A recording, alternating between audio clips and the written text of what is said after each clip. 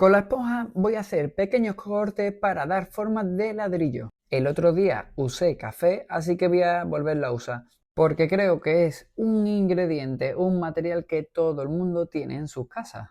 Como los ladrillos quiero que sean bastante grandes, he hecho dos líneas para hacer tres ladrillos. Esta parte lo divido por la mitad y esto de la mitad de la mitad. Así tendría estos ladrillos. Luego se unirían lo que es la parte final con el principio. Hago algunas partes como si fueran rotas y bueno, al lío. Cuidadito con esto, pero también os recomiendo que uséis unas tijeras, que creo que es más cómodo. Le voy dando pequeños cortes y luego podemos darle algunos rasurones o raspaduras por medio para darle textura. Ahora empapamos bien lo que es la superficie de los ladrillos y ahora con cuidado lo vamos poniendo boca abajo haciendo una línea continua. Como veis, la primera está muy empapada y la última más seca, así que podemos hacer eso. Una vez que terminemos podemos coger la esponja y darle por todos lados. Y con el pincelito hacemos algunas rayas y algunas cositas más, chin chin chin, y darle para quitarle con la esponja y así se quedaría el resultado. Lo siguiente, vamos a coger este diseño y pasarlo aquí. Y aunque lo estoy boceteando, no se visualiza nada en el vídeo, pero no importa porque luego en papel realmente sí se ve. Estoy utilizando un lápiz normal. Ahora os enseño un truco para calcarlo. Vamos a dibujar aquí. Dibujamos en línea incisa aquí y uno que manche mejor, que quede un resultado más o menos así. Ahora le damos la vuelta al dibujo y lo ponemos donde queremos. Y ahora lo ponemos con algún tipo de cinta adhesiva y empezamos a bordear con un lápiz, bolígrafo, alguna superficie bastante dura nuestro dibujo por los bordes donde tendría más marcado o más oscuridad. Lo que nosotros llamamos el line, el borde del dibujo. Cuando terminemos lo quitamos y ya tenemos nuestro dibujo. He cogido un bolígrafo para ir marcando mejor las líneas. Así puedo ir visualizando todo el dibujo y una vez que lo tenga terminado paso a las letras. Las letras pasan ahora a un segundo plano poniéndolas por detrás de la estatua, que era un retrato.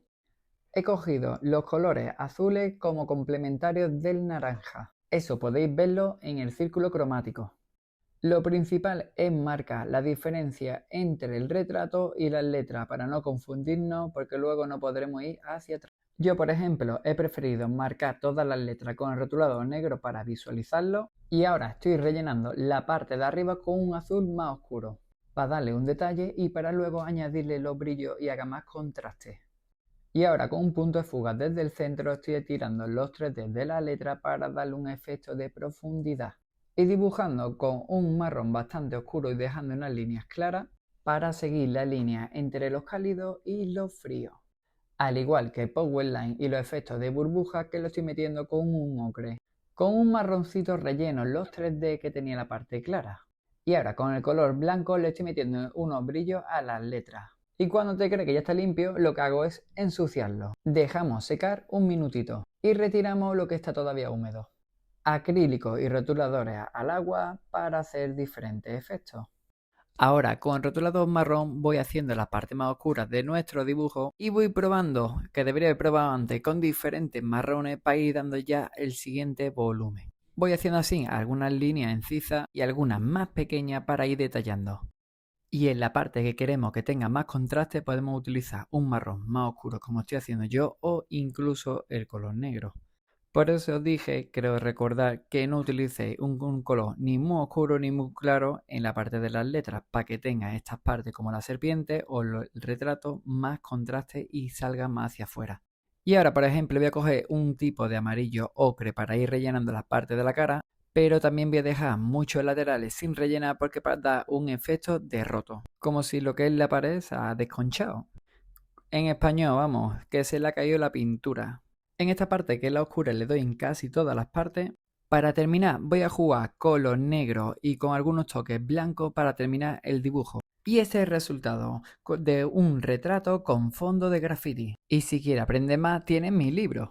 Mis libros de graffiti que están en Amazon. Te voy a enseñar cuáles son. Este es el Graffiti Alphabet con 50 abecedarios de diferentes estilos. Aquí tiene el 3D, el Old School, el Will Style, el Throw Up, el Blockbuster. Tiene de todo tipo de letras.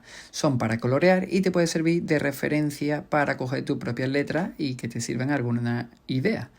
El book de colorear son 60 piezas de graffiti de diferentes estilos, empezando desde más fácil a más difícil. Aquí podéis ver también que tiene bullet style, como si fuera estilo líquido, hay hasta lettering, hay también en 3D más sencillo y la parte más difícil que es la parte final donde tiene el wheel pastel, que son wheel style y model pastel.